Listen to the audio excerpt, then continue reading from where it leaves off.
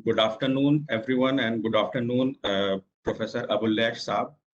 I welcome you all to the one-week faculty development program on enabling technologies for artificial intelligence, machine learning, and IoT, conducted by the Department of Computer Engineering, Aligarh Muslim University, in collaboration with AICTE Atal. So I would like to give a brief introduction about the presenter of this session.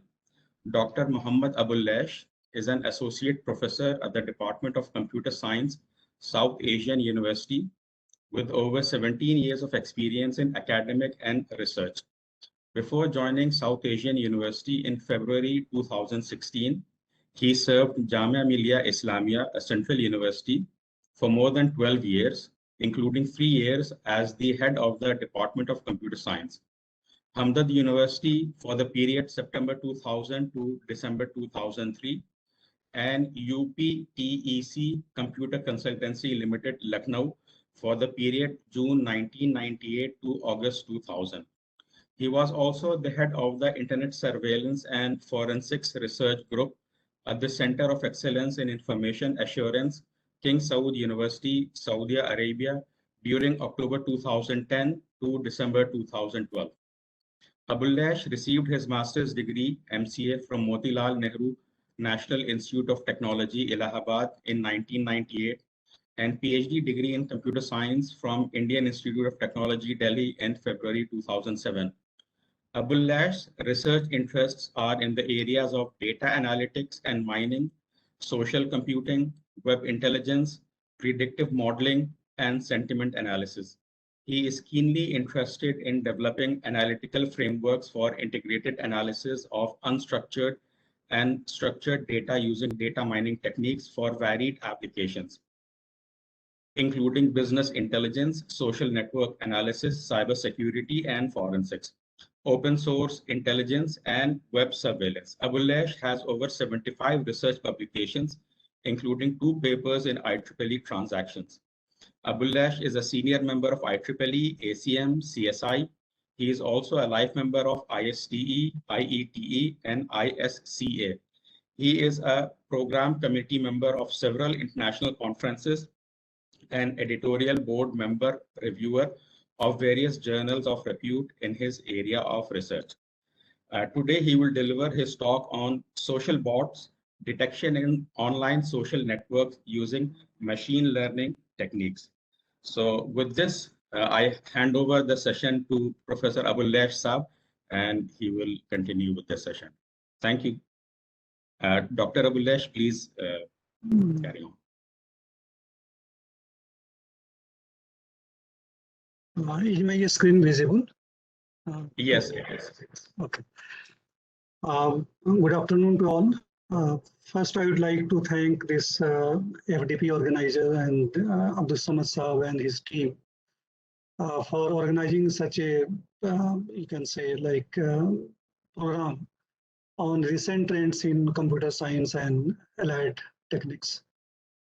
As were told in this introduction session, I am going to present this topic. Here the focus would be basically online social network, then social bot, which is one of the dark side of social network, you can say. Then how social bots can be detected in online social networks. Okay. So if you come to this slide, I will start from brief intro of South Asian University, then a small research group at this university. And since the whole theme is going to around this data analytics part, so I always try to explain one aspect of data which is generally overlooked. Like whatever data we are going to analyze, whatever data we are going to process or mine, it has some inherent complexities. So I would like to highlight 4 or 5 inherent complexities that is very important before going for any data analytics techniques.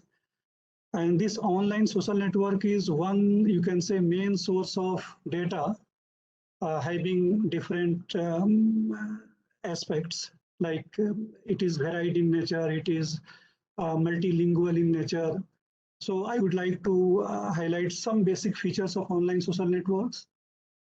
Then this online social network can be used for varied purposes. One purpose is for, you can say, like various non-social activities with the help of social bots.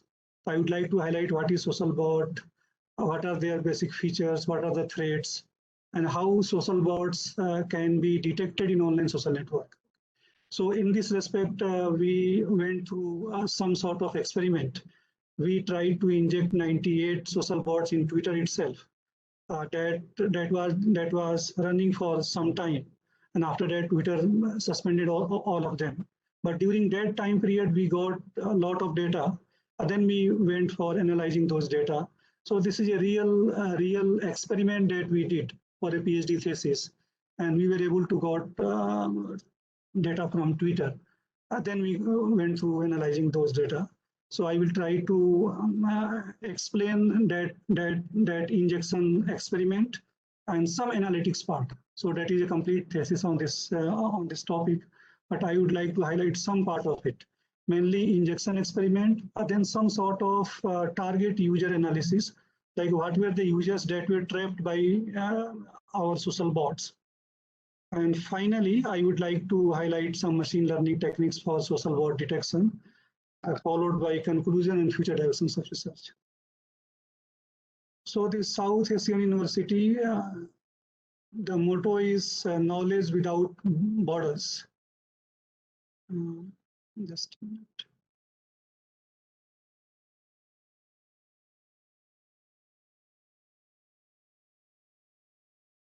And this is an international establishment, just 11 years old. And this was established by all 8 SAARC nations, including India and other neighboring countries. And here the beauty is 50% of students are from India and the rest are from neighboring countries, all other SAARC nations. So they have certain quotas like 10%, 4%, etc., depending on their funding and other things. And at present, it's offering only some few master programs in computer science, mathematics, biotechnology, economics, international relations, law, and sociology. So we have limited master's and PhD program. But here the purpose was let young generations to come together, live together, and try to understand each other. So it was a very beautiful setup in India, and the purpose was to open one center in each SAARC nation. So that is in the plan, and possibly after a few years, it's going to have its branches in almost all SAARC nations. So it was a nice setup in the capital of India, and it's growing day by day. And we are able to achieve the purpose of establishing this university. At this university, in this CS department, we have a small group of faculty members. Only 6 are there right now. And out of 6, I am leading this data analytics and data science and analytics research lab.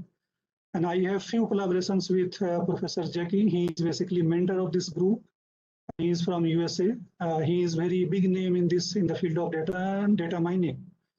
Tariq Anwar was my student at Jamia. Then he went to Saudi Arabia. He went to this Australia for his PhD. Now he is doing working as research associate at Sydney, and he is collaborating with us in some research work. And we have 1 postdoc fellow, 6 PhD students, and 5 master students. So it is a small group at South Asian University, and our main focus is social computing and analytics. So if you try to have a look on trending 21st century technologies, it is called in short SMAC technology. There we talk about social computing, mobile computing, analytics, and cloud computing. So we are mainly focusing on social computing and analytics. At present, we are not working on mobile computing and cloud computing. So if you talk about data, this is an immensely untapped valuable asset. We are in a digital economy where data is more valuable than ever. It is the key to the smooth functioning of everything. Without data, progress would halt. So nowadays, either you take business or you take government policies, or you can say e-governance or many other aspects also. their data is very important. Many things you are doing at home, you have data, you are trying to analyze those data, then you are taking various informed decisions. And generally, internal data plus external data, it has huge opportunity for every company. It can be used for upsell, cross-sell, improve customer service and retention rates. Okay. For example, just to take one example of this, Amazon, or you can say Flipkart. Whenever they have their own internal data, they have product details, they have customer reviews, they have other details as well. Whenever any customer is going, their main purpose is how to retain this customer. So if you click on a particular product, you may experience that some sort of recommendations are coming. Okay. Like if you buy these two products together, then you can get this much discount. Mainly on Amazon, you can see this kind of things. Amazon book website. Similarly, those who browse this product, they also looked at these products. Those who purchase this product, they also looked at these products. So basically, the whole purpose is how to retain this customer, or you can say how to do marketing kind of things with this customer. So if you combine internal data plus external data, it has huge potential for varied purposes. But whenever you talk about data analytics, its accuracy is very important. Either the data is textual or it is numeric. If data is not accurate, obviously your mining, or you can say analytics result, is not going to be accurate, and you are going to take wrong decision. So here is one example. NASA lost 125 million mark. Dr. Abulesh Saab, okay, Yes. may I interrupt you? Actually, the participants are requesting to go to slideshow. So if you may click the button on slideshow, so the presentation will be in full screen. Yeah, okay, thank you. Thank you. Okay.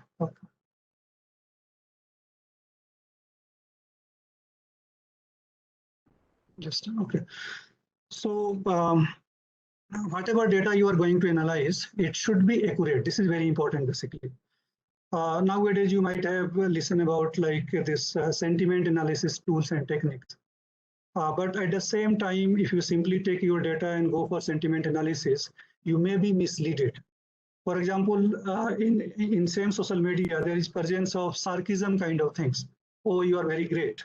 So here, great is not being used in a positive sense. Rather, this is just to taunt a person. Okay. So sarcasm is there, humor is there, and there are some other form of figurative languages. So before applying this sentiment analysis, you are supposed to have a look on like this data is used in which sense. So whenever you talk about data analytics, pre-processing becomes very important part, very crucial part. Or you can say data accuracy is critical. It should be taken care before applying any mining technique or any analytics technique.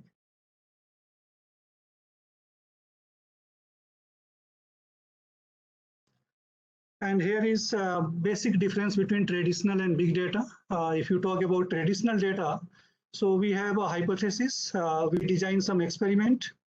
Through that experiment, we get some data. Then you go for analysis, you get some result. If result is not up to the mark, then you revise your hypothesis, again go for this cyclic process, experiment, data and result, etc. Okay. So in this process, what happens, data is always controlled. Data is always, you can say, generated in a controlled environment.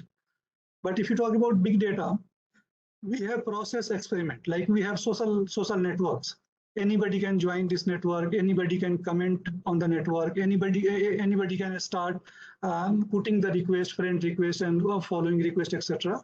So there is no control over data generation, and there is no editing or there is no review of those data also. So we have process experiment, and data is being generated in various modalities. So this is basic difference between traditional data and you can say big data. Earlier, the data was always controlled, or you can say it was generated under some controlled environment, and obviously it was limited in size also. But nowadays, since environment is not controlled, anybody is free to join social network, anybody is free to create some links and start posting, start generating data. So this is basic difference between traditional and this one. And another way you can see, like data exists in various modalities. It could be in the form of table, it could be in the form of images, it could be video, it could be audio, it could be textual data, it could be hypertext, semantic text, networks, a spreadsheet, multilingual. So this is one way to see on data. It exists in various modalities. And this data is enriched in nature. Okay, like if you try to put put data in the form of graph, so that graph is going to be weighted. Some weights are there for the edges. Similarly, multi-labeled, each node may have multiple labels, and there could be temporal and spatial attributes also, like when the data was generated and where the data was generated. So if you try to model it in some form, for example, in a graph form, the graph could be weighted, the graph could be multi-labeled, and the data may have temporal and spatial attributes also. And obviously, since data is being generated at continuous pace, it's dynamic in nature. Every second, you can say data is being added, data is being deleted, data is being modified. It's not residing at one place, it's distributed in nature. And obviously, there is some sort of noise, uncertainty that exists in data. And the data we are talking about, it's not, you can say, kilobyte or megabyte data. Rather, we are talking about terabyte data, or you can say petascale data. So these are the challenges that should be kept in our mind. That whenever you talk about data analytics, whenever you talk about data mining, so data has various inherent difficulties, complexities that should be kept in our mind. Another point is data is not independent nowadays. Like if you take Facebook, so you can say there are different various users, they are having posts, they are having some other details. But at the same time, all users are, or you can say subset of users are interlinked. Similarly, if you take if you go to this Amazon website, if you see various products, so you can say some clusters are there. Like these products belong to one category, these products belong to other category, and other products belong to third category, and so on. Similarly, whatever users are there, then they can be linked also. Like if two users purchase the same product, there could be a possible link between the users. So traditionally, you can say this traditional notion of an independent data item is increasingly false. Everything is linked. In other sense, you can say whatever data you are talking about, they are in the form of graph. They are in the form of, they are linked together. Okay. And some examples are like social networks are there, biological networks are there, communication networks are there, mobile adoption networks are there. Okay. Like whenever you are, like mobile numbers are there, whenever you make a call, some sort of edge are being created. So this is another difficulty with data, that data is not independent, rather they are interlinked. Or you can say they are in the form of graph.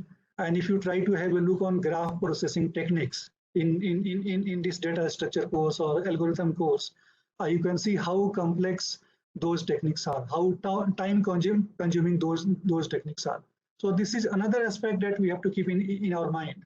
Like whatever data we are talking about, they are not independent, rather they are linked. So in other sense, we can say graphs everywhere, just like data everywhere, not any drop of insight.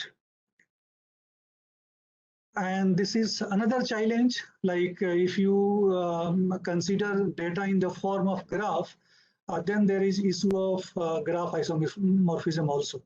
Like here you can see these are two different structure, but they are isomorphic to each other. So how the system would be able to know like these two structures are same? So if you put this isomorphism consideration also, then the whole graph mining process becomes more difficult. So where we are headed into the mouth of scalability and complexity beast, because emergence of complex data and graphs, enriched networks, they are weighted in nature, they are multi-labeled, they are having temporal and spatial attributes, they are distributed, there is uncertainty in data, data is dynamic, it's massive and unbounded, Obviously, we use some sampling methods to deal with a huge amount of data that can't be processed on our machine. So in other sense, we can say networks, and more networks, like omics in networks biology, proteomics, and many other things are there, semantic web and social networks. So as a whole, you can say we are trying to look data in the form of graph. And those graphs are not simple in nature, rather they are, you can say, multi-attributed, they are multi-dimensional, they are you can say, having multiple edges together between a pair of nodes and so on. So whatever data we discussed so far, online social network is one platform that is going to generate this kind of data. There are other complexities also, like if you go to online social network, data is multilingual in nature, data is multimodal in nature, like there are audios, there are videos, there are URLs, there are unstructured things, there are tables and so on. Okay. So I would like to highlight some basic features of online social networks, because at the end we are going to have a look on this dark side of online social network in the form of social botnet, and how to analyze or how to detect social botnets in online social network. So in next few slides, my target is to just define online social network, then some basic properties of online social network, so that it would be easy to visualize the whole problem as a whole problem together, like how complex the issue is. So in a nutshell, if you talk about social network, this is a graph representing social actors and their relationships. So in a very simple way, you can say social network is a kind of graph. And depending on context, what kind of social network we are talking about. These actors may be persons. At the nodes, there could be persons, there could be organizations, there could be biomolecules, there could be computers, there could be products. Okay. So nodes could be any entities kind of things.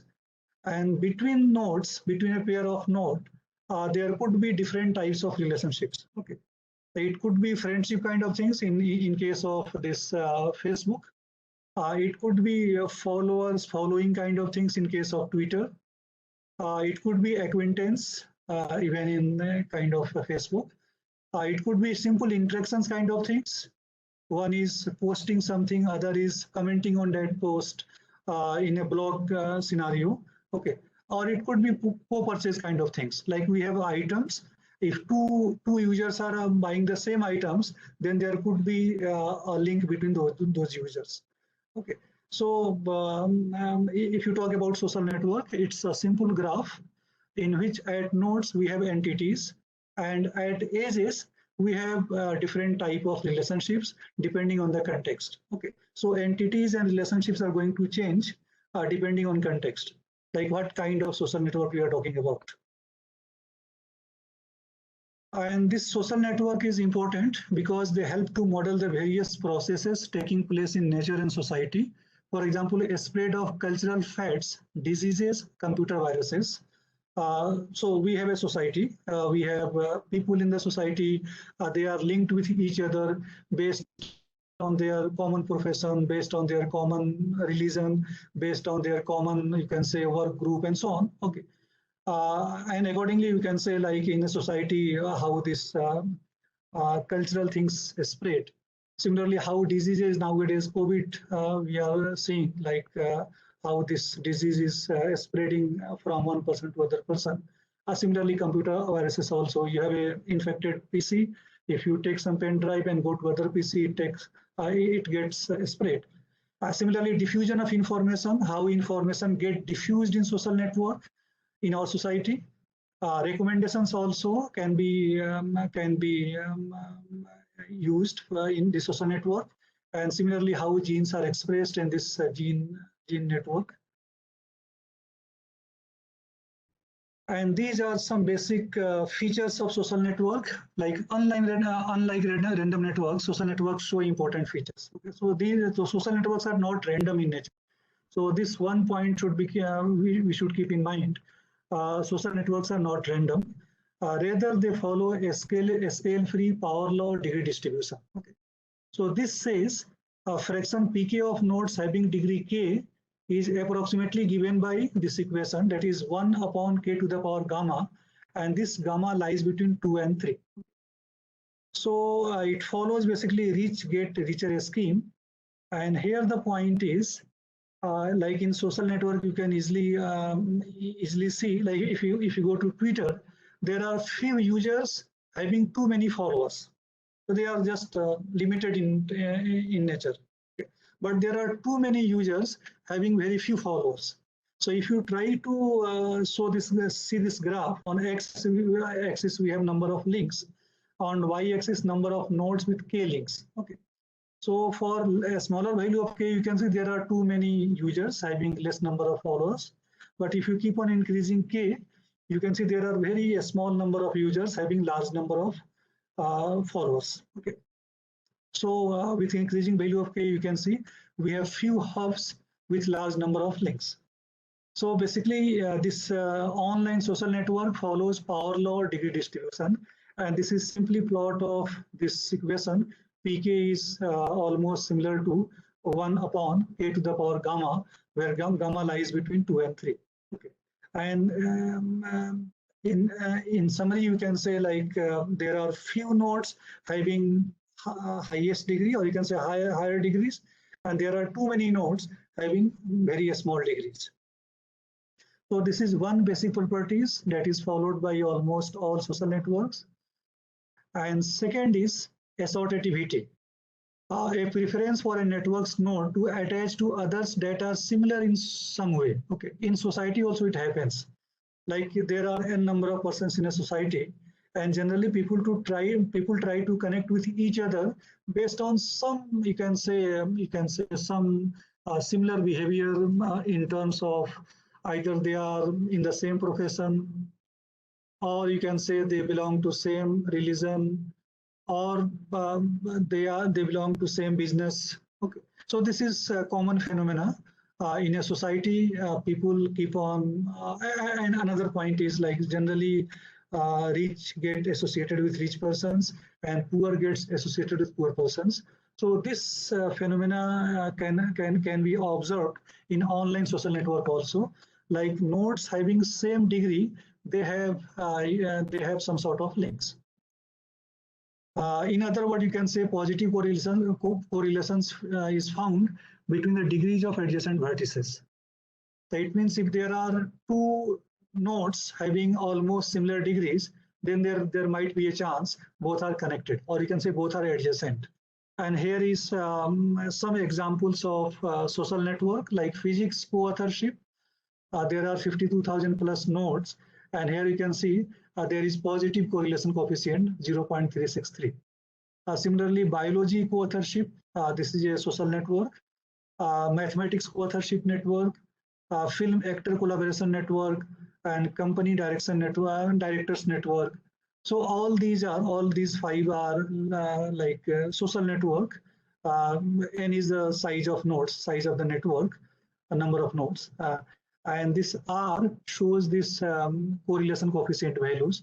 So you can say in this real networks, there are positive correlation coefficients between the degrees, between the nodes having same degrees.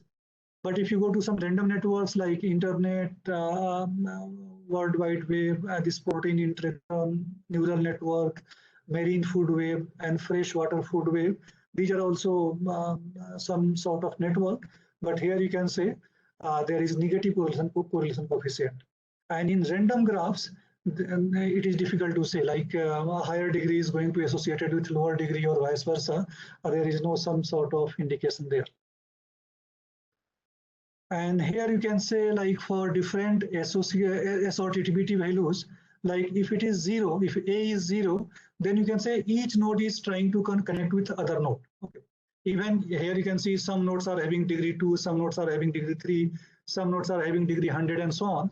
But if there is no assortativity, then all are trying to connect with each other up to some extent.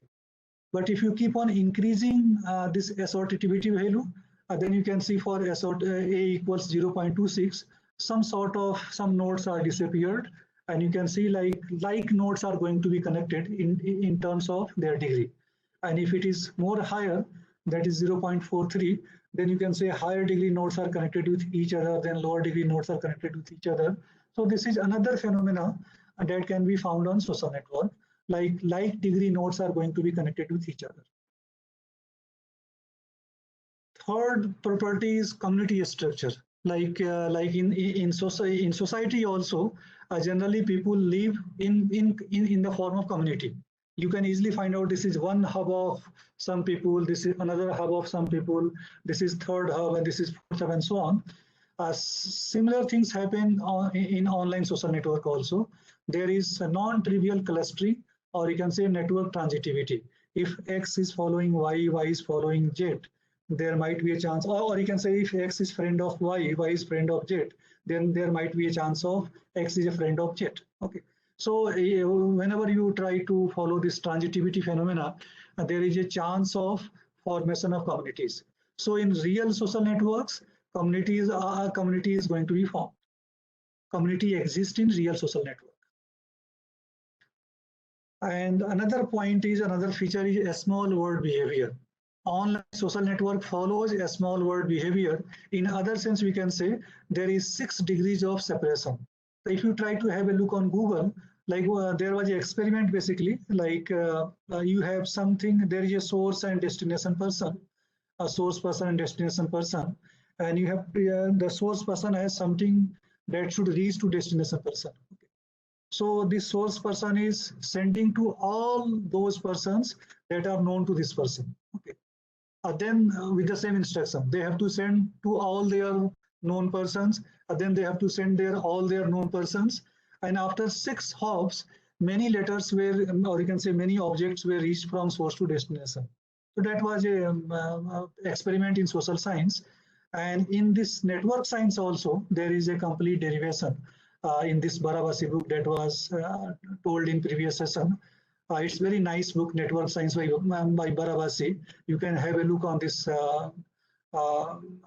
this book, and you can have a look on this small world behavior.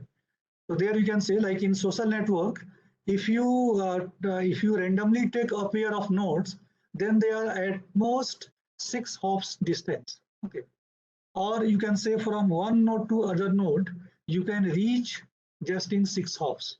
Or you can say shortest path between a pair of nodes is hardly 6 hop apart. Okay. So this social network follows a small world behavior, or you can say nodes are at 6 degrees separation. Similarly, contagion is there. Like in a social network, if you keep on interacting with certain group, then there might be a chance that you are going to be influenced by that group. Or if you are having some friends, then there might be a chance you are going to share some sort of like their behavior, other things also. So in social network also this happens. Okay, contagion there in social network, the spread of ideas, belief, ideology, attitude, or behavior pattern in a group through imitation or conformity. So it happens in social network. And similarly, in social network, there are some structural holes that are very important for varied purposes. Like on left side, you can say this A node, the node labeled as A, this is very important for various purposes. Like there are 3 subnetworks, and this A is working as a bridge kind of things. So if you want to disconnect these networks, these subnetworks, just to delete this node, all these are going to be disconnected. So mainly in open source intelligence, if suppose you have a group of, you can say non-social elements, there is a group of your people, and if you want to just save your people from those elements, then you try to identify such kind of bridges and just delete, or you can say just put some restrictions on those nodes.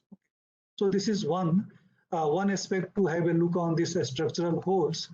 Another aspect is this node A is very important because information from one subnetwork can go to other through this node. So this node is very much important for surveillance point of view also. Okay. So either if you take some measure to disconnect or to save one group from another group, this node is very important. And similarly, if you want to put some surveillance, then such nodes are very important because all communication among these communities are through this node. So here I'm just trying to highlight, like in this social network, there is the existence of structural holes, and those holes are very important for various purposes, either to take some corrective measures or to go for some sort of surveillance. Okay. But these nodes have certain properties. Like here on left side, you can say this A is a structural hole, but on right side, you can say B is not a structural hole. If you delete B, still these three nodes that are connected with B, they are able to communicate with each other. So here B is not a structural hole, but A, you can say this is a structural hole. So these are certain features that are that are found in almost every online social network, and each feature has its own, you can say, beauty that can be used while you go for social computing or you go for social network analysis. So if you talk about social network analysis, this is analyzing how behavior of social actors and their interactions translate into large-scale social systems. Okay. And it has various applications, real-life applications, like organized crime in adversary networks. I am just putting one very, you can say, important work in this field. Transport planning, protein interaction networks, routing in mobile ad hoc networks. Okay, so these are some applications of social network analysis that have been studied in recent past. And why social network analysis? Because this social network allows users to define and maintain social relations, find and link to other users with similar interest, and it share, find, and endorse content. Okay. So it is extremely popular. A large, you can say, fraction of population is on social network, and a huge amount of data is being generated, both content-wise also, and both, you can say, structure-wise also. Okay. So it provides unique opportunity to study, understand, and leverage their properties. So obviously, you can say earlier it was difficult to go for social computing or do some sort of social network analysis because data gathering was very, you can say, crucial task or very time-consuming task. You were supposed to prepare some questionnaire, then try to distribute some to some users, then let them to answer those questions, then try to collect it, then put into some digital form, then go to analyze, apply some statistical tool to get some insight from those data. But nowadays, voluntarily, you can say, people are coming to social network, they are joining the network, and they are putting, you can say, some sort of data on some events, or you can say on some topics. They are putting their opinions and all the things. They are expressing their interest and all the things.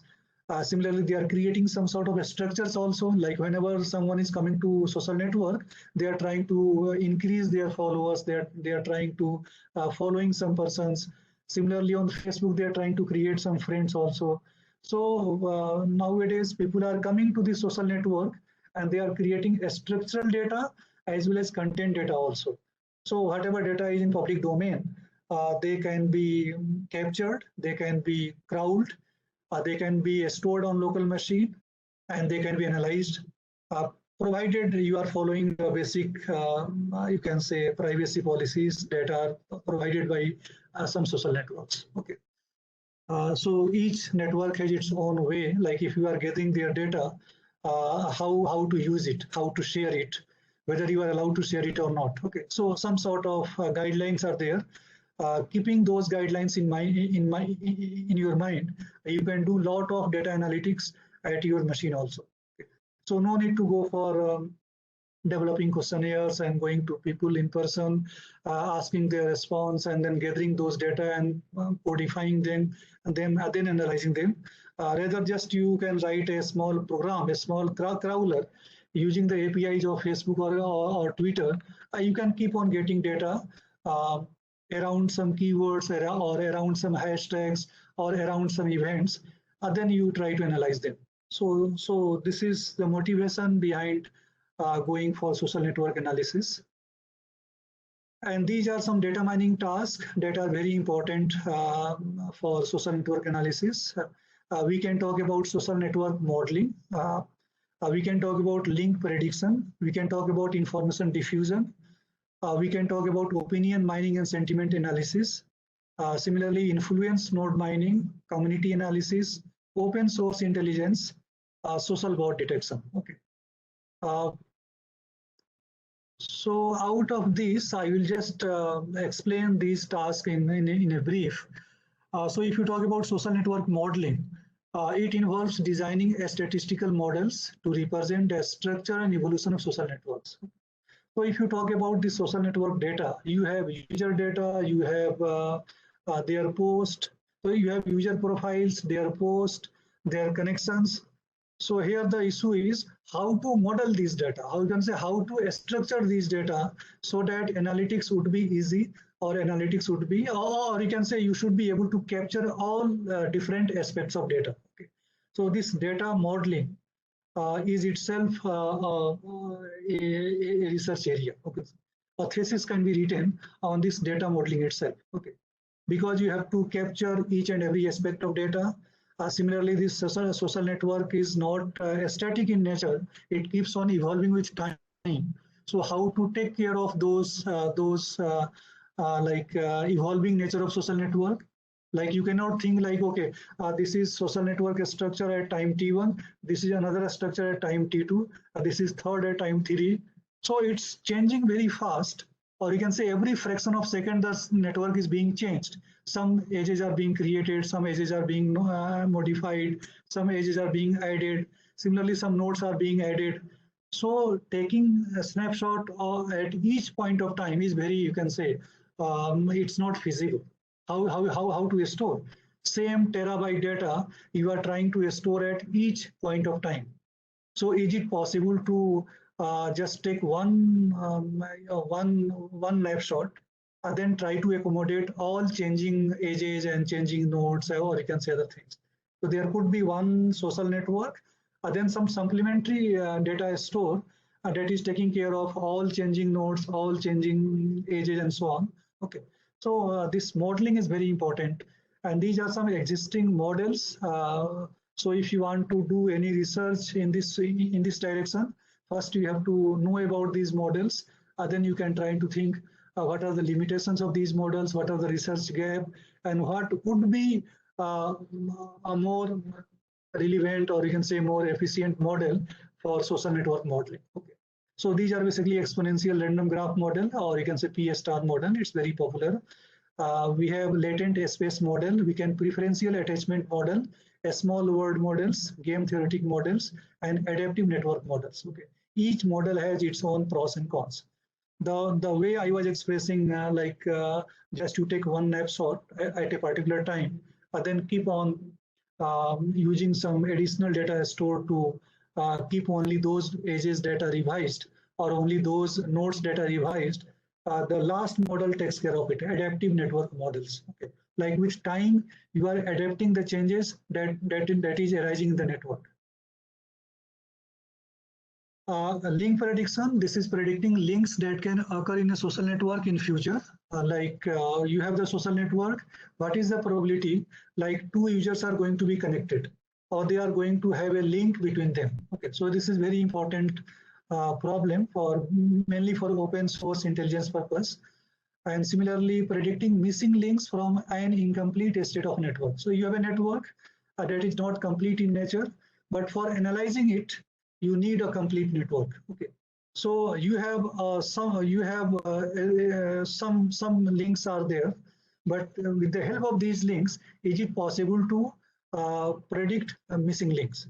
Just like predicting missing data in a data set which is not complete in the sense. Okay, so we have certain techniques for that purpose.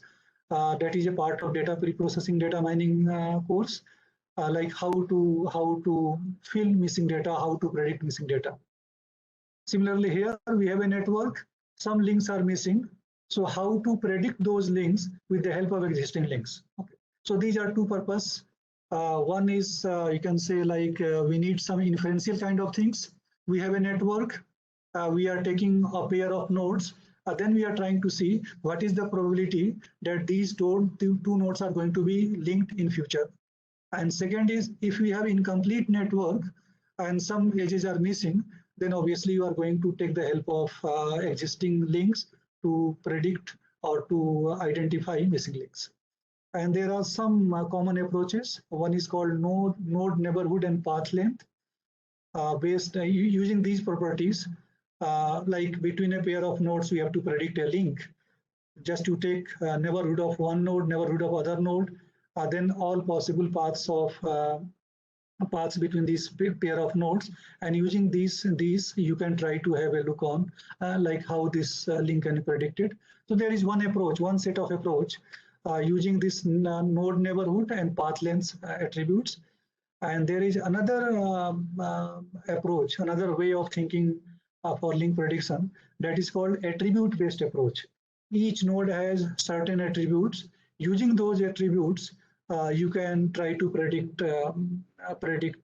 age between a pair of nodes. Okay. The simplest way is, like, suppose in a Facebook, if you take any pair of nodes or any pair of users, just to take a friend list of one user, friend list of other user. If their overlap is beyond certain threshold, you can say there might be a chance like these two nodes are going to be linked in future. Okay, so these are different approaches that people have explored for link prediction. Information diffusion, models to represent a spread of diseases, computer viruses, knowledge, influence, etc. Like nowadays, you might have observed, like there are so many statistical models, or you can say like information diffusion models are coming into market, or you can say in the research community, people are talking about like how this COVID is being spread, okay, how to capture it, okay, like how to predict like what would be number of cases after 10 days or after 15 days. So basically they are trying to have some model, and then based on that model, they are trying to see how information is going to diffuse in this network. And based on that, you can say like after 10 days, these many cases would be there. After 15 days, these many cases would be there. So nowadays it's becoming very, you can say like interesting research work. And we have a lot of data to go for experiment, and a lot of, you can say, testing data is also there. Like we have passed like people were predicting when surge will come, but it was different. So that things can be used to test your model. And in this problem also we have threshold models, and it works like node V may adopt only if a certain number of nodes in V's neighborhood has adopted. So how this information gets diffused in a network, the node V is going to adopt something if certain number of neighbors of V are going to adopt it. So this is called threshold based model. But here the issue is how to identify this threshold. And there is another way that is called cascade model. Node U that becomes active attempts to activate each inactive node V irrespective of its neighbors that attempted to activate V in the past. Okay. So this is some sort of like whenever a node is becoming infected, now it's going to infect all those neighbors irrespective of who tries to infect this node. Okay. So this is some sort of, you can say, cascading behavior kind of things, like one is infecting two are infecting 4, 8, and sentiment analysis nowadays. Whenever like whatever companies are there, they are having you can say continuous look on this social media, like what people are thinking about their product. And mainly when their sales are going up or when sales are going down, they are very much concerned, like when sales is going up, then what are the features people are talking about, what are the features people are liking, so that those features can be exploited during marketing purpose, for marketing purpose. Similarly, when sales is going down, then also companies are concerned, like what features are people are talking about, what features are not liked by the persons or users, so that they can be improved in next version. Okay. So this social media is very, you can say, useful platform for analysis for machine learning approach and linguistic approaches. So we have two set of approaches for sentiment analysis. It's very sort of matured work, but nowadays issues are there is existence of curative language, existence of sarcasm, there is existence of noise, other things also. So before sentiment analysis, you are supposed to take care of those. And similarly, like social network, very large in size. And if you suppose you want to do some viral marketing, okay, or you can say suppose you want to do some marketing, so you have a new product in the market, so you cannot afford to give a sample to each and every user of the social network. So ideal ways, in each community, there are some leaders, there are some influential customers, there are some influential persons. Just to identify those persons, then just give a sample to those persons. Because you know, if that person is convinced, then it's going to convince the whole society.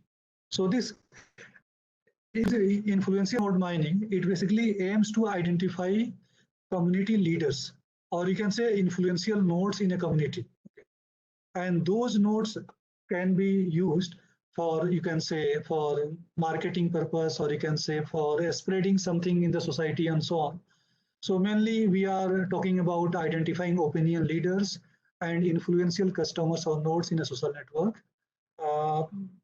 And they are basically used for viral marketing, because we need to spread the things at very, very fast pace. Okay. So if you send something to a user who don't have any followers, it's not going to spread.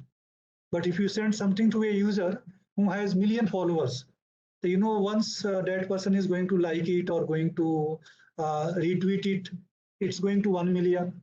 Now each of them has, suppose, some more followers, it's going to 1 million. So it will have some sort of very exponential, you can say, spreading kind of things.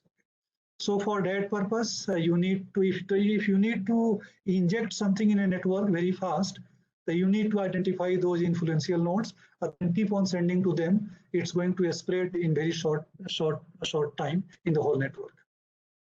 So obviously this is being used for a benign purpose, also for malign purpose also nowadays, mainly for this rumor diffusion, or you can say false news diffusion, or you can say some other kind of mischievous videos or audios, or you can say news that you want to just spread in the network for some ill purpose.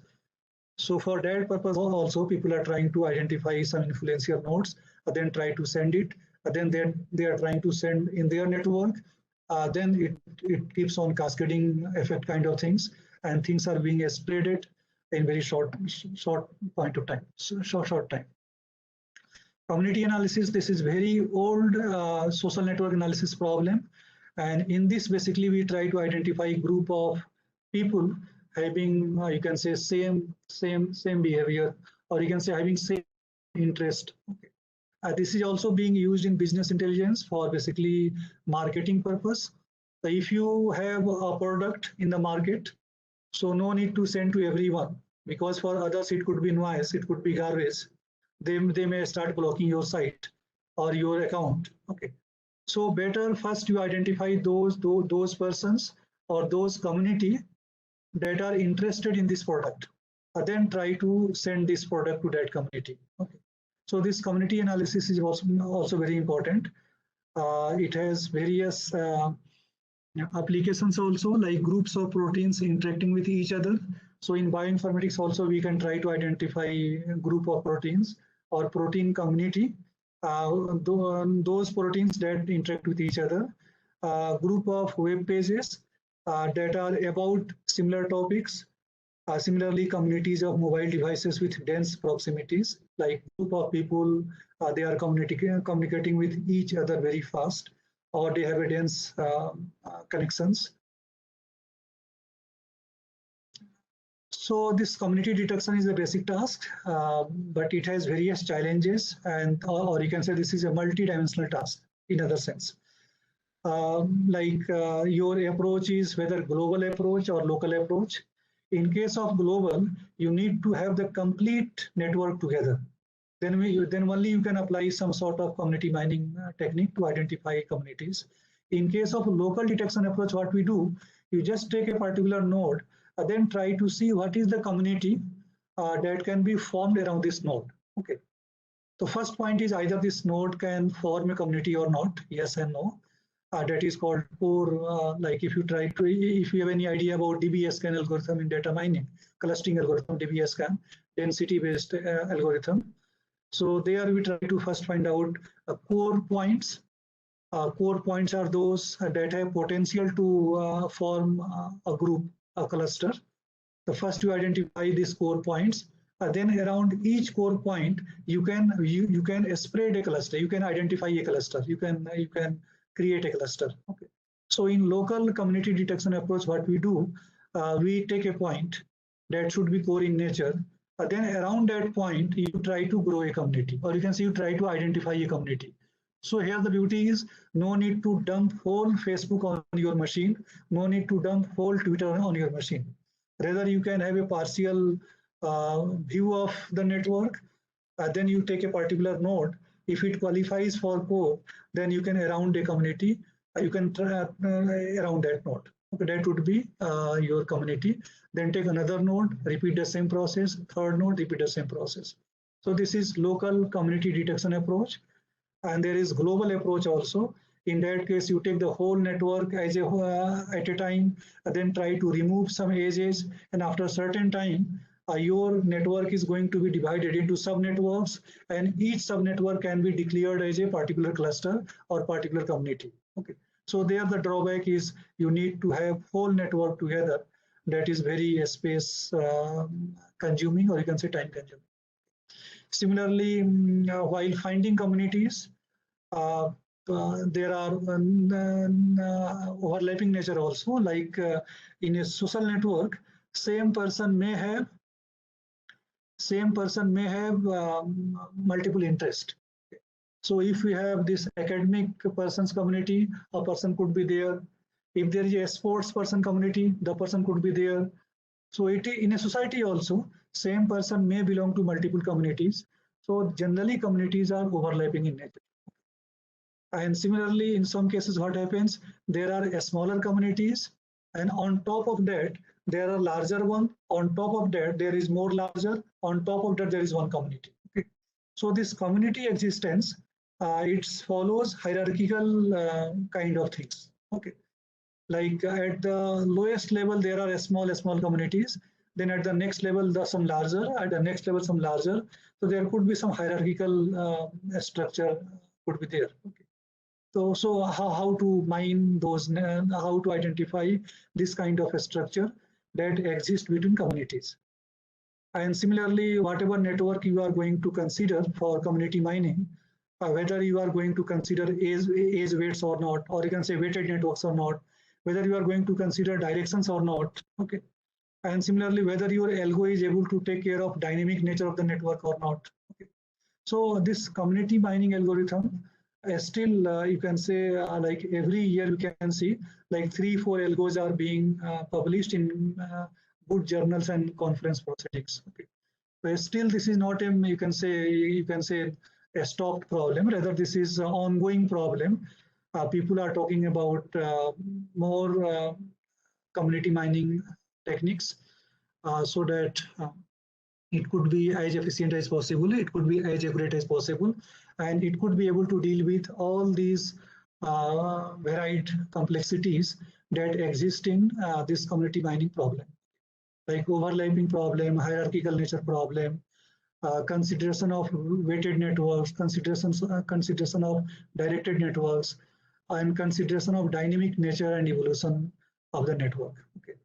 And another point is, like nowadays you can say there are more than 500 community mining algorithms. Okay. So you take a network, apply that network and that algorithm, you can get some sort of communities. Okay. Now the question is, what is the use of those communities? Okay. So people have started exploring the use of those communities, and one application is we can apply those communities for spammer detection. We can apply those communities for this spam bot detection. Okay, so that is one major applications. So we had some work on this part, like whatever communities we are finding, what is the application of that community.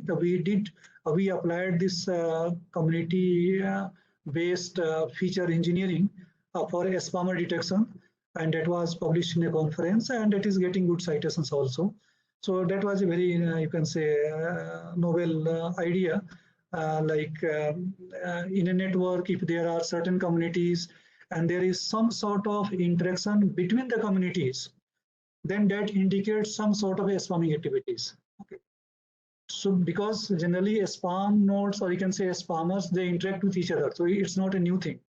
But if there is a one group here, other group here, and there is some sort of interaction between those groups, then there might be a chance this link is a spamming link. Okay. So some community-based features can be engineered to identify spammers in a social network. So that we have explored, and that is getting very good citation also.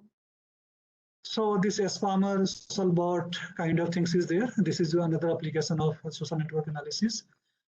So what is social bot? First, I would like to just define the social bot, then how this social bot is different from web bot, I would like to highlight. So this is a computer program to handle profiles in online social network and mimic human behavior to pass as human being. So whatever social bot you talk about, ultimate aim is to fool real users. Okay. So in this social bot has to show, like, I am not a bot, I am not a programmed software, rather I am a human being. Okay. So they are not simple program, rather they are intelligent programs. Okay. And the whole purpose is to behave like, or you can say, to behave in a way so that other users are going to consider you as a human. Okay.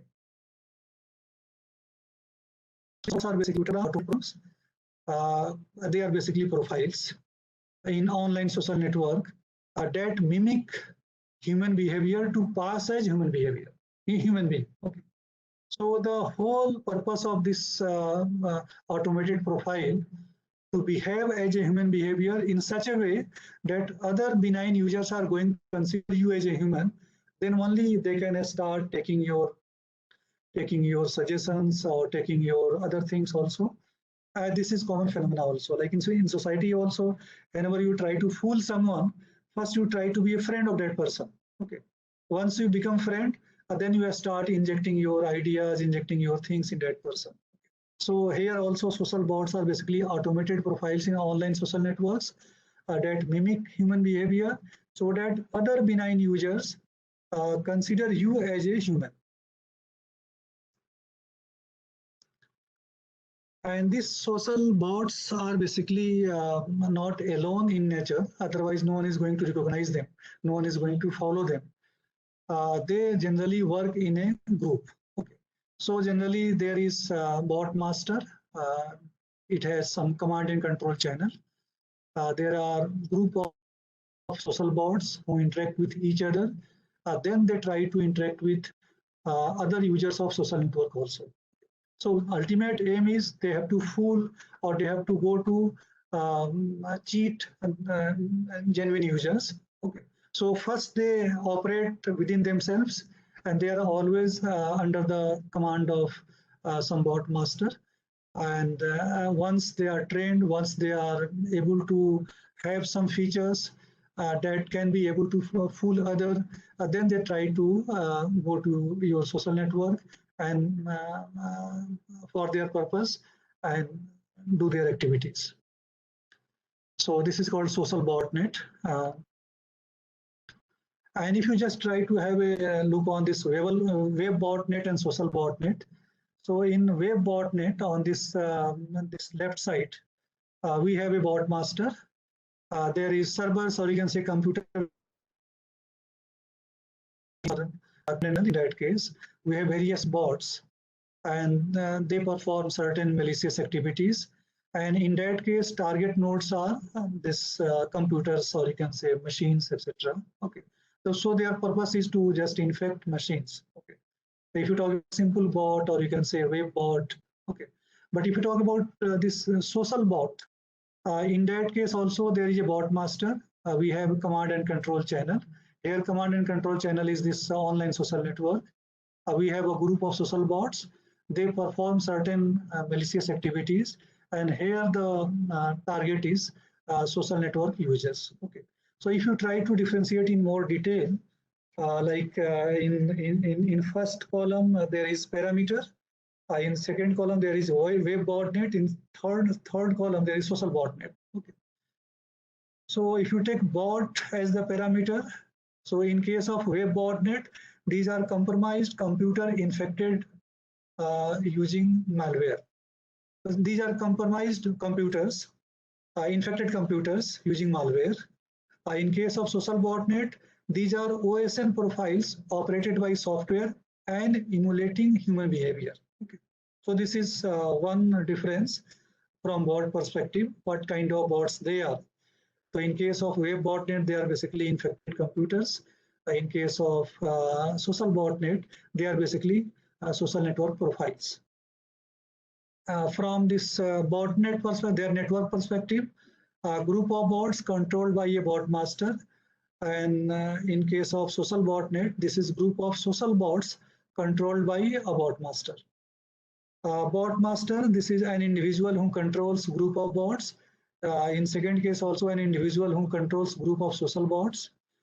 Command and control channel, in case of web botnet, it is communication protocols such as Telnet, IRC, P2P to control and instruct group of bots. In case of social botnet, it is online social networks that are used as command and control channel. Threat dimensions point of view, web botnet, it is network and host hijacking, distributed denial of service attack, spamming, information stealing.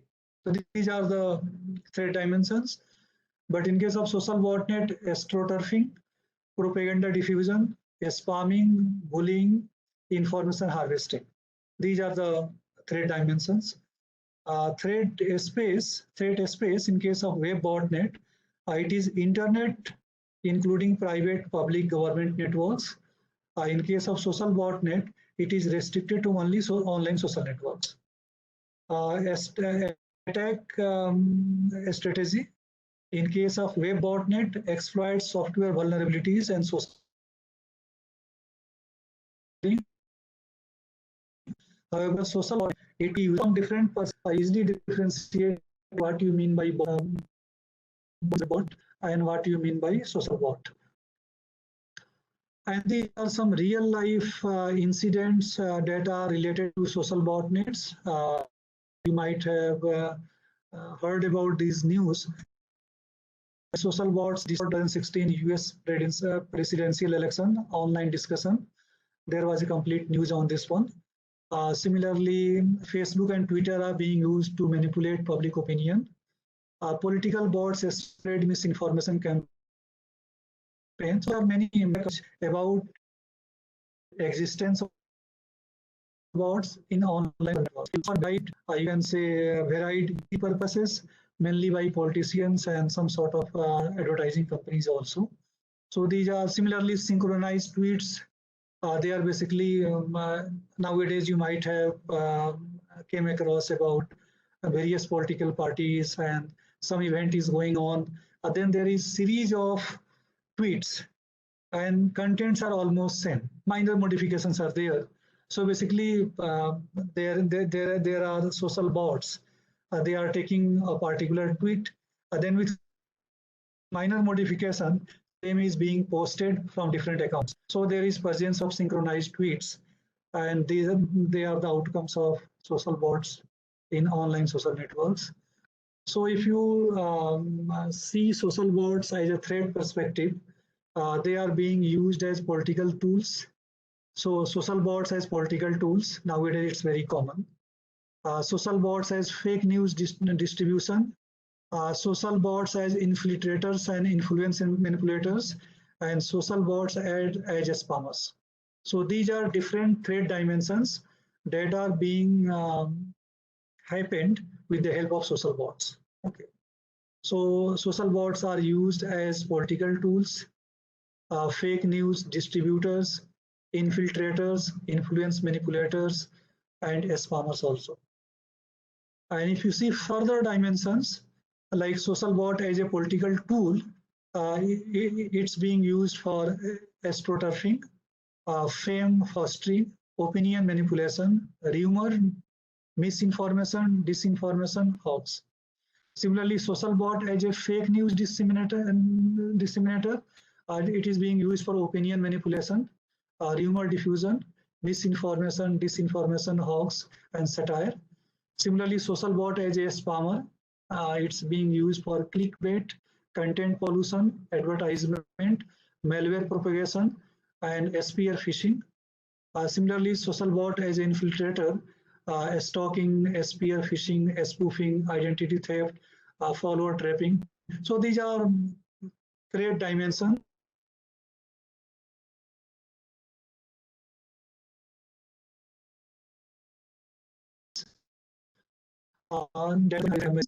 Among users. Nowadays might have like you some fed up from the kind of like one day you are taking as a news, but second day some sites are there. Oh, this was it was manipulated with video. It was manipulated with news. Political destabilization in a region using the social bots. There could be a chance of political destabilization. Prevalence of fake news, pollution of the online social space, privacy violation, and identity theft. So these are the impact of social bots from, you can say, society perspective, from user perspective, that all of us might be realizing these things. Like today, some news is there. Tomorrow, alt news is coming. Oh, this was 2 years back. It was 5 years back video. This video was not shooted in India. It was shooted outside India. Okay. So these are the things that are happening in the society due to this presence of social bots. So present scenario, you can say 7% of tweets are spam bots. 20% of users accept unknown friends request. It's very common finding. Those who are hungry of followers, they start following this friendship request. And 15% are not actually human. And 30% of user can be deceived by chatbots. So there are various research studies over online social network. They found traces of spam tweets, these social bots in Facebook, and they found 20% users are going to accept friend requests from unknown users, and 30% users can be deceived by chatbots. So generally, future is like me, click me, see my product. It's very common nowadays. Even many academicians are making some videos. They are requesting for these purposes, so that you should have some sort of followers, you should have a good number of likes and all the things. Okay, so it's a common trend by every person in the society, like me, click me, see my product, subscribe me, press the bell icon and all the things. It's very common phenomena. So this social bot presents a threat to society from various perspectives.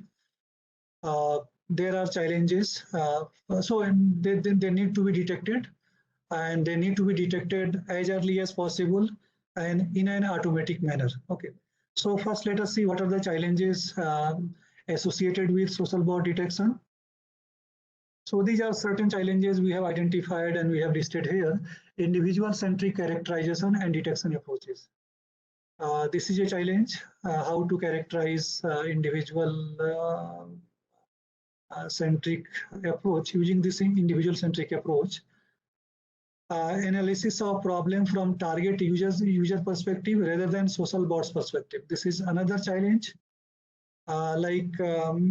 For each social bot, there is some sort of target users. Okay, all bots are not meant for all users. Okay, each social bot is designed for having some sort of target users. Like this social bot has to target this kind of users, either politicians or common public, or you can say some academicians or some celebrities, etc. Okay.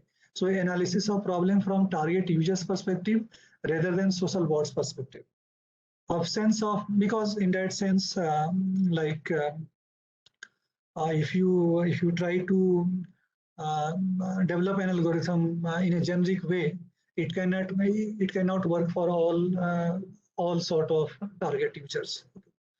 Similarly, absence of online offline identity binding, how to bind it. Even in the case of users also, they are having some sort of offline identity. But if you go to this online cyberspace or cyberspace, they are having different online identity kind of things. So how to map it? Like this particular node, possibly you can say is related to this particular person. Or this person, people guess it, like generally based on tweets, people say, oh, these persons are BJP affiliated, and these persons are Congress affiliated, these persons are AAP affiliated. So they basically, this is just their perception. So they have certain things in their mind. They try to have a look on their contents. And then based on that, they try to say, oh, these are the people following this party, these are the people following this party, these are the people following this party. Okay. But is it possible to map these individual identity with offline identity? It's not a simple thing. Okay. So absence of online offline identity binding, and similarly absence of adaptive detective system. Once you design a particular algorithm for social bot detection, next day social bot is going to adopt this thing. Okay. It will try to like escape it. Okay. So if you try to go for some sort of feature engineering based approach, next day you are not able to catch a new social bot. So we need a system that should be adaptive in nature. Okay. So you designed like with evolving social bots, the system would be able to learn, or you can say develop itself in a more mature way, so that it should be able to capture it. Okay.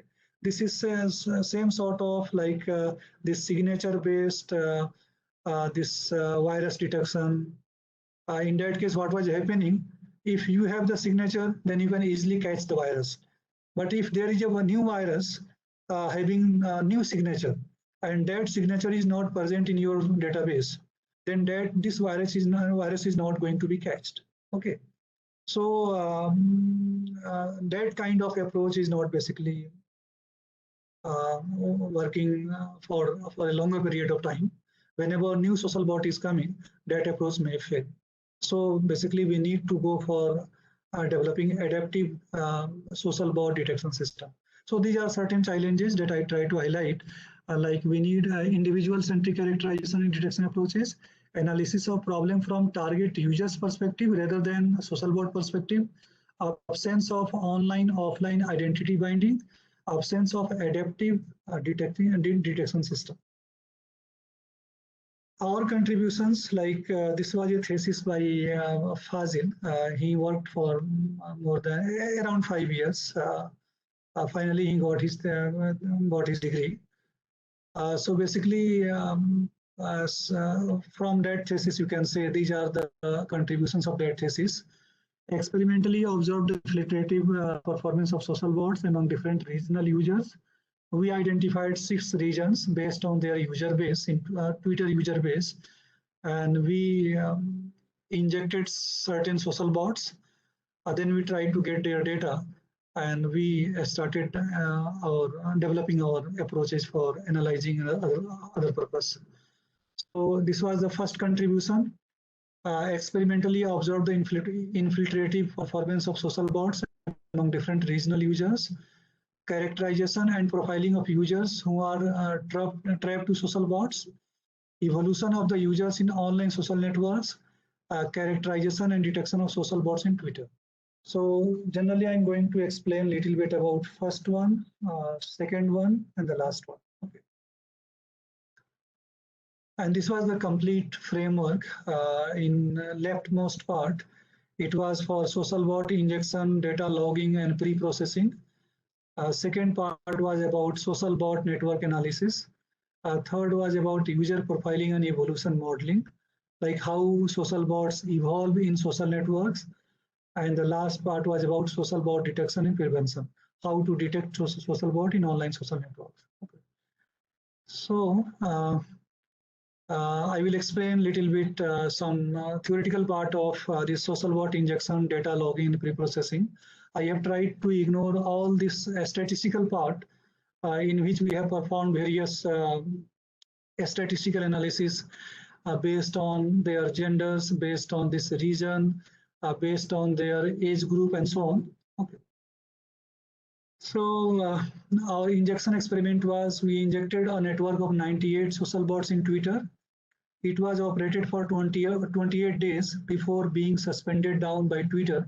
Twitter also keep on monitoring these automated profiles, and whenever it identifies like certain activities that are not very much similar to human being, they try to suspend it. Okay. So there are two ways basically. In some cases, researchers do some experiment. They keep on reporting to Twitter. Then they go for further fine-grained analysis. They suspend the profiles if they are actually spam bots. And another is Twitter has its own way of identifying this profiles that are either violating certain norms or they are behaving in a different manner. So it was operated for 28 days only before being suspended by Twitter. We logged all the information related to social bots and their followers and followings. We performed a statistical analysis on the log data. Okay. So these were our experimental steps. Created 98 social bot profiles in Twitter associated to top 6 Twitter using countries in terms of user base. And those top 6 are USA, Brazil, Japan, UK, Indonesia, India. We considered these 6 regions and these 6 countries, you can say. And number of social bots assigned to a country was proportional to the user base of the country. And it was by using symbols, this formula, like CI, user base of a particular country, CI. Since total 6 were there, just summation of all those in this bottom side across 100. So these 98 were distributed among 6 countries based on their, in proportion to their user base. All profiles were created manually, and out of 98, 47 were male and 51 were female. Features, we created male profiles and 51 female profiles. Profiles were created between 1st November 2015 to 3rd Jan 2016. And they were operated in Twitter. They were basically injected in Twitter and started operating from 6th January 16 to 2nd February 16 before being suspended down by Twitter. And what we did, we stored tweets from a database, tweeted the tweets crowd from trending topics. Okay, so basically how our these social bots were posting the tweets. So we have a database. We had a database. So sometimes they were picking those tweets and just posting to some users randomly. In some cases, they were capturing trending topics, and then that topics were being retweeted by those bots. And sometimes tweets were crawled from user timeline, and it was tweeted by the bots. Okay, so basically tweets were coming from our own database, from trending topics, and from user timelines. In this way, they were operating in Twitter. And we performed a statistical analysis to observe the impact of social bots' profile attributes, age, and gender. So one analysis was whether this age matters or not. Okay, and second was whether this gender matters or not. Like for increasing followers, can you say like young adult spam bots have or users have more followers, or matured adult have more followers, or old age have more followers? Okay, So we did one analysis based on age, and accordingly we classified users as young adult, 49s were there, matured adult, 31 were there, and this old age, 18. So we said basically we tuned this age attribute so that 49 bots went to young adult, 31 as matured adult, and 18 as old age. Right? So three. Then we went for analysis. Similarly, we took some profiles as male and some profiles as female. We performed impact analysis of gender of infiltration. We also performed a statistical significance analysis to analyze the difference in the sample mean of the follower count of the male and female social bots.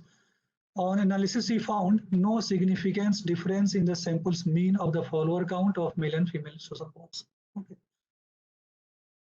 Similarly, we did some analysis on country-wise, like all those that belongs to a particular country. And among the countries, elder social bots were more successful in infiltration, but differences is more significant, except is not significant, except for UK associate bots.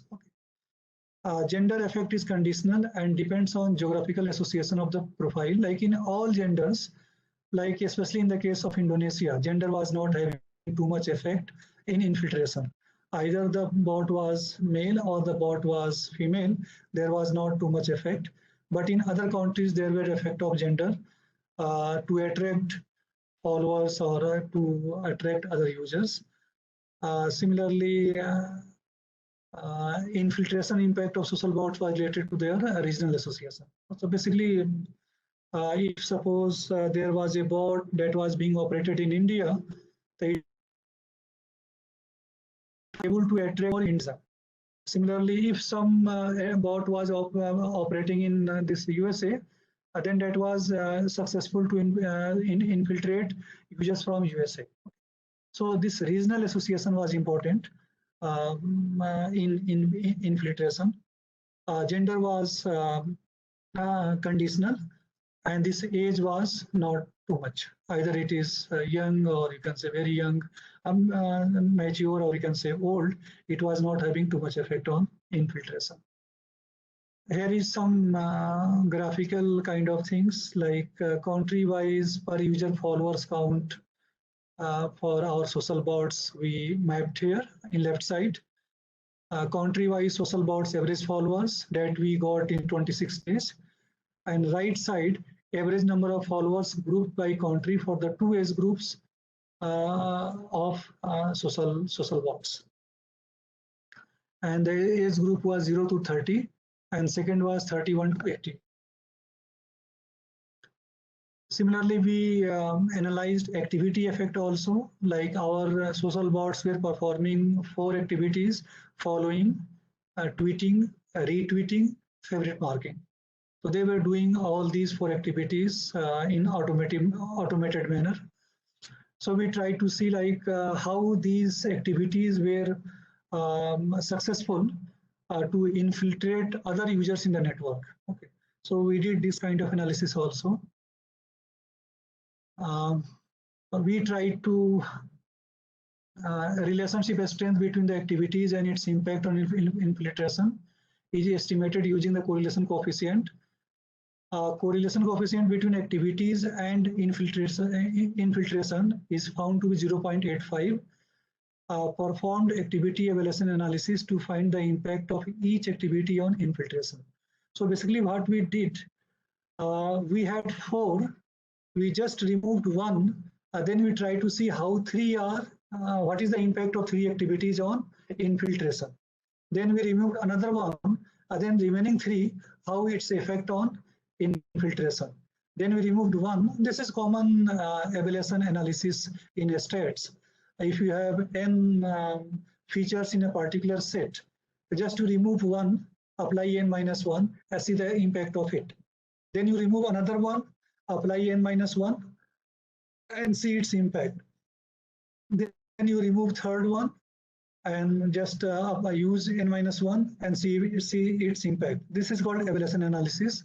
So for each activity, we performed evaluation analysis test, and we found the following activities most significant. Okay, like if you want to infiltrate in social network, then you start following users. Okay, you can tweet, you can retweet. Similarly, you can start favorite marking. Similar, or you can start following other users. So out of the 4 activities, this following was very much effective to infiltrate in social network. And you can also absorb, like when this COVID crisis was going on, some people were very active in Twitter. Basically, they were taking SOS call.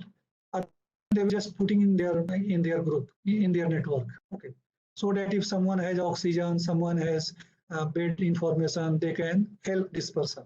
Avishar Sharma was very active, and some other people are also active in this process. So basically, what was happening, if you try to observe closely, if you are the part of you are the follower, okay, then and whenever you are putting any SOS request, they were immediately just retweeting so that it could go all these followers, and they can get some help. Okay. So the following is very important, to be close to some person in the network.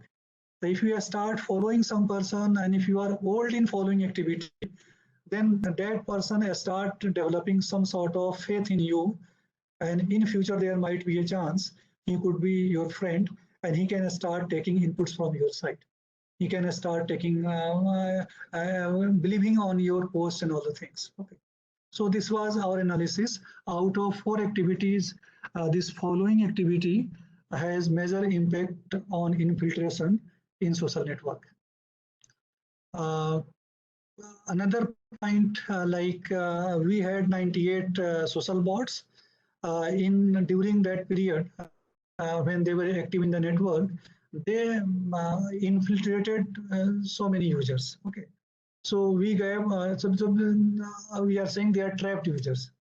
So we got some followers of these social bots. We also analyzed those followers, like who were they? Like generally, if there is social bot in the network, then what kind of people are going to follow that social bots? Okay, so we analyzed data also for different perspective. So we performed the analysis of trapped users to observe the presence of malicious behavior among them. Both network and content behavior analysis was performed because they had certain, we had 98 social bots, and there were so many followers that were created during that period of time. So we got a network, we got a structure, and obviously posts were there in the network. So we considered both network structure as well as content for analysis purpose. Network level analysis was performed at 2 levels of granularity, node level and group level. Okay. So we analyzed this network at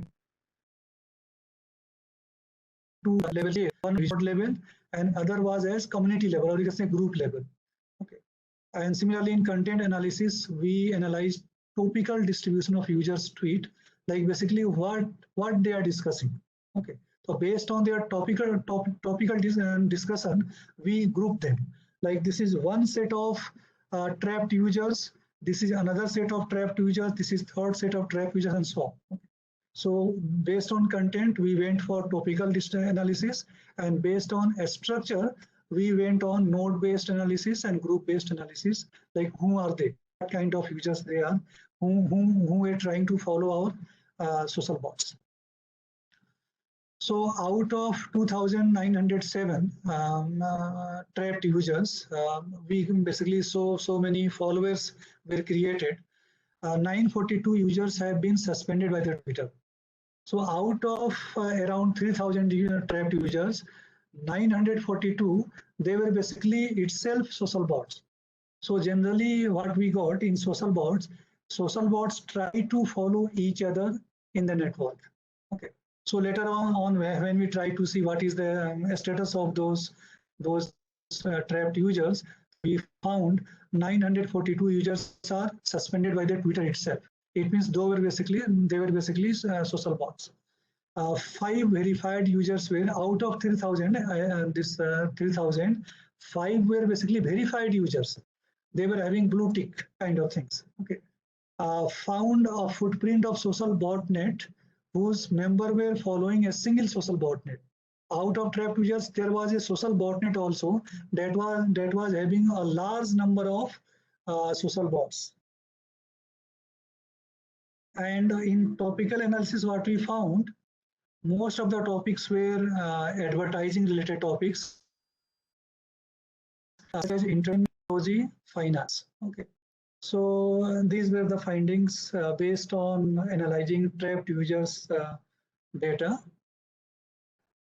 And this is final conclusion of this all age-based and this gender-based and country-based and this trapped users analysis. What we found, social bots can easily infiltrate Twitter users. This is our findings. Infiltration performance of social bots is found to be related to the regional association. This is very important. Gender of a social bot does not play any significant role in infiltration. Profile attribute setting is impressive given that profiles are continuously functional. So this attribute setting is very impressive. And following activity is found to be the most effective activity. So these are some findings based on our experiment that we carried on during 4 or 5 years. This next continuous conclusion. Verified users are also at the risk of infiltration. One of the social bots was successful to infiltrate a verified users having 1.72 million followers. Okay. So such kind of verified user also, he was trapped by our social bot. Okay.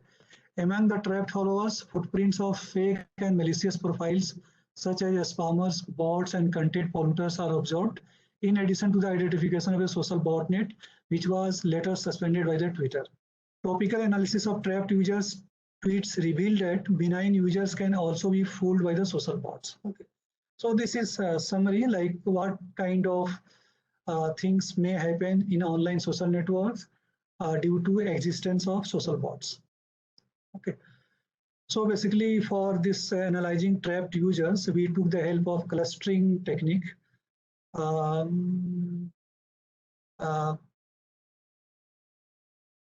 For clustering purpose, trapped users were modeled as multi-attributed social graph, and that graph was later converted to similarity graph. We applied Markov clustering, which is a graph-based clustering for dividing a graph into various subgraphs. Then we considered each cluster as a group of trapped users. So this was a fine-grained analysis of trapped users. We generated multi-attributed social graph. We converted multi-attributed social graph to similarity graph. We applied Markov clustering to get various group of trapped users. This is the pipeline that we followed. Same thing is there. Data crawling, entity extraction, and this multi-attributed graph generation, clustering, and followed by this analysis of individual groups, individual clusters. Multi-attributed social graph, this can be assumed as a 4 tuple in the form. B is the set of nodes, E is the set of edges. FB is a function that assigns each node to a vector of features, Rn, n-dimensional vector, and Fe is a function that maps each edge to a m-dimensional vector. So basically in this multi-attributed social graph, each node has a vector of features and each edge has a vector of weights, you can say. In other sense, we can say between a pair of nodes, there are multiple edges and each edge has a particular weight, or you can say particular level. So the graph can be viewed in this form, a set of nodes, set of edges, two mapping functions. One is going to map each node to a n-dimensional vector. Other is going to map each edge to a m-dimensional feature vector. Why multi-attributed graph? Because actually time is less, so I will come to here. Basically, here you can see on left side, there is a graph having certain nodes, and those nodes have certain levels, XML and skyline you can see. And this there is a structure also. So if you simply consider this complete is a graph, it's not connected graph. So on left side there is a graph. So obviously you have one subgraph, other subgraph. So some structure is there, and each node has some level. Some nodes labeled as XML, some are labeled as skyline. Okay. So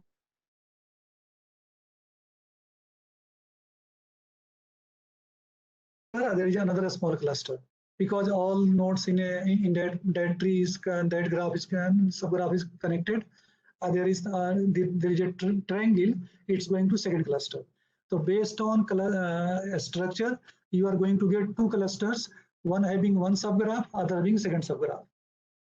Based on content only, here on left side you can see all XMLs are coming to one part, and all skylines are coming to one part, and this XML skyline node, it's going to second one part basically, because this is mutually exclusive clustering kind of things.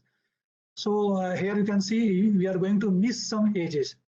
So we are able to get good clusters and clustering, but we are missing some structure part. Okay. So on right side you can see, if you take care of both a structure as well as content, then you are going to take one cluster and second cluster. And in this cluster, we are going to preserve this content as well as structure also. So this is whole motivation why multi-attributed graph. So once you model your data as a multi-attributed graph, then go for clustering, then obviously you are going to maintain this structure part also and content part also. That's why we modeled our data as a multi-attributed graph. So using the same formula, we generated multi-attributed social graph using our data. So we have all users at the nodes. Then between each pair of user, we generated similarity value using this formula. I will give a pointer. You can go and see there like how this formula is working. It's very simple formula between a pair of nodes. If some contents are like hashtags are common, then based on C, like there could be one age.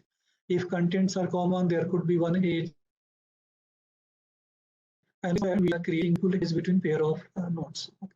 And once this is constructed, we apply Markov clustering.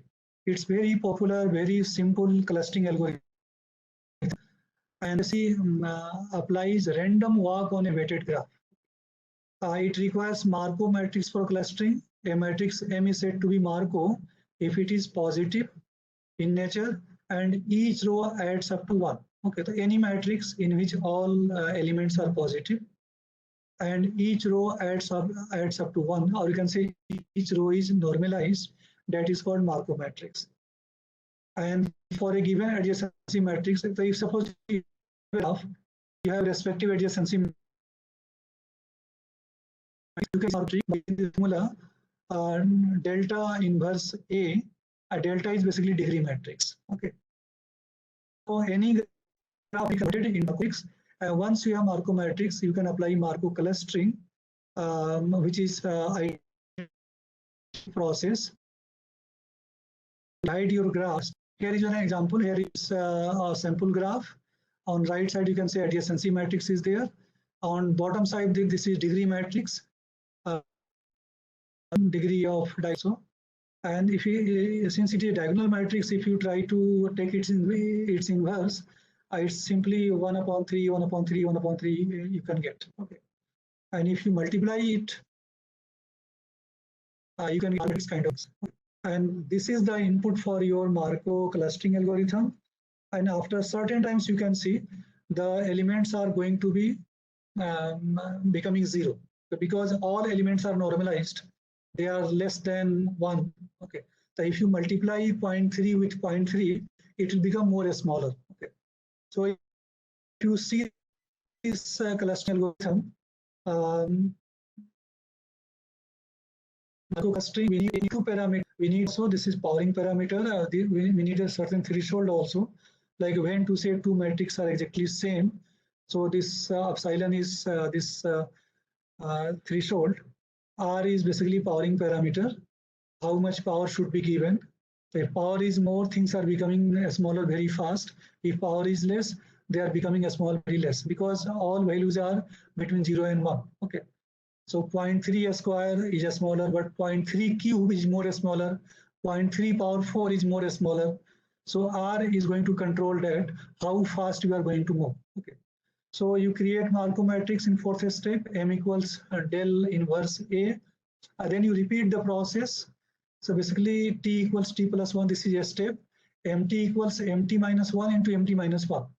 Basically we are multiplying a matrix with itself. So multiplying adjacency matrix with itself, this is nothing but you are creating a random walk over the graph of path 1, of path length 2, path length 3. So this is the process. Then MT equals psi MTR. This is basically normalizing the element of each element of the matrix that you are getting from this Markov multiplication, so that matrix remain Markov. Okay. So in this psi MTR, you can see we are taking each element of the row. We are adding all elements of a row on downside. Then we are taking each element of row on upper side. R is the power. We are dividing all element of row with sum of that row. Okay. It's basically making converting your matrix into Markov matrix. And on bottom side, you can see this condition keeps on repeating unless difference between two matrix, current matrix and previous matrix, is less than epsilon. Okay, and this is basically element-wise difference. This formula you can see, this is element-wise difference. So you take the square, add up all these together, and if this difference is below this epsilon, then you can stop it. Okay. So basically we have a graph. We created Markov matrix. Then you keep on multiplying this Markov matrix with itself unless difference between current and previous one is below some threshold. Okay. And at the end, you can see there are too many zeros in the matrix. 0 means your edges are deleted and your graph is being divided into subgraphs, and each subgraph can be declared as a cluster. So this is the data set that we have used, and we have gone through various values of R. At R equals 8, we got 169 clusters. Out of them, only 12 are significant. Rest are very small clusters. So we ignored them. Then request Abul Saab to please conclude. Yeah. So for R equals 8, we try to go for some fine-grained analysis kind of thing. Out of them, you can see like C3, C4, C10. Here you can see like there are 170 suspended users, 118 suspended in C5, and 153 suspended in C10. Okay, so these are the significant clusters that we found, and there were majority of users that got suspended by the users by the Twitter. Okay. And similarly, we tried to see some other analysis also, like in C3, C5, C10. There were too many URL sharing kind of things. Like if you see URL ratio, it was 0.5, 0.4 to 0.75. And C5, you can see 219 out of 253 users were from a single time zone, including 118 suspended users. And all 118 suspended users were created nearly at the same point of time, having similar bio description. Okay. So this was the fine-grained analysis. This is their topical analysis. Like left side, you can see this is basically about entertainment, second about security, and third about this finance. Okay, so basically one set was talking about this entertainment, and second set was talking about security, and third set was talking about finance. Now, out of these clusters, C3, C5, C10.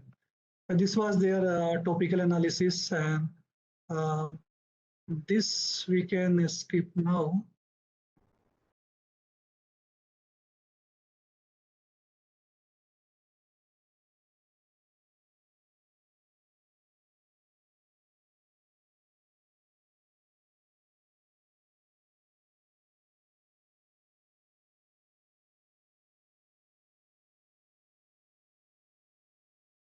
Okay, so here what we can see, like spammers and social bots detection is like cat and mouse game. If you go by feature engineering kind of things, actually I skipped all those parts. Like we had a good paper on feature engineering for spam bot detection, social bot detection. But I can give you a pointer. You can go and have a look. You can request for this data sets and ports also we can share it so that you can compare your approach with our approach. So generally what we found this social, once you go for feature engineering kind of things, then with time social bots are going to adapt it. They are going to make fool to other persons. So if you try, you can think about new features. Again, social bots can adapt it and so on. Okay. So you keep on devising features. They keep on training themselves, and they are out of your scope. Okay. So so this is one observation. As we propose approaches, bots manipulate their behavior as per the detection technique. Therefore, we need techniques that will be based on their connecting nodes rather than the bot itself. Okay. So what kind of nodes they are connecting, what kind of nodes they are dealing with, or you can say what are their neighboring nodes. We can create techniques. We can devise some techniques based on those neighboring nodes attributes. Okay. Data unavailability and privacy issues. They are other issue. Like once you have crawled Twitter data, then you cannot share it basically. Later on, you have the this IDs only. If you take the IDs and try to recrawl the whole data again, then you see some accounts are deleted, some accounts are suspended, some accounts are blocked. Okay, so you cannot get same amount of data. So this is one major issue. You cannot Twitter data across the research group. You cannot Facebook data across the research group. So this is the challenges basically with analyzing social media data. Identification of more robust features which are difficult to evade.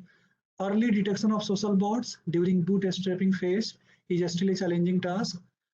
Need more focus on adaptive and behavior modeling based approaches rather than feature engineering based approaches. And if you talk about future directions, graph-based models to represent multi-dimensional social network data. It could be multi-attributed and multi-dimensional graphs. Efficient and scalable methods for large-scale social network analysis. We can say big data analytics. Social bot characterization and detection, data-driven cybersecurity. Trust estimation of social media data, and it includes everything like fake news detection, rumor detection, all the things. Open source intelligence, depression intensity estimation via social media, and business intelligence. So you can say each one constitute a complete research area. And I can say at least like on each problem, there could be a PhD thesis also. Okay. So you can have a look on these areas. You can try to see the literature, so then you can try to choose mainly those who are students who want to pursue research career to go for finding a research area and research problem. And these are some of our research papers that are related to social network analysis. Like this HOC tracker, it is mainly for community analysis and community tracking social network. It's available on our website. Code is there and this data is there, and the whole paper is there also. Second is about weblogs. This is mainly about ranking radically influential web forum users. It's also all data, code, and paper is there. Then the third one, a hybrid approach for detecting automated spammers in Twitter. This is the part of that thesis that I was talking about. Fourth one, recently we published a paper with Professor Jackie, a survey of figurative language and its computational detection in online social network.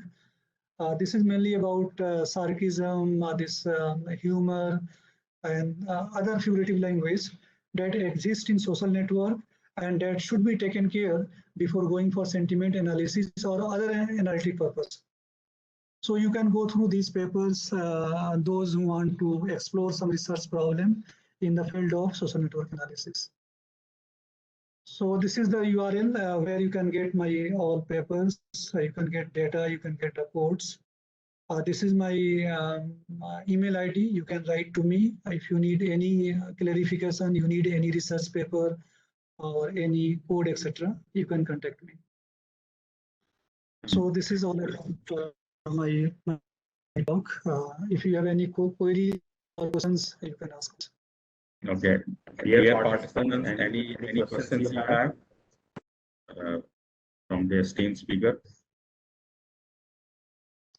You can post your questions on the chat session also.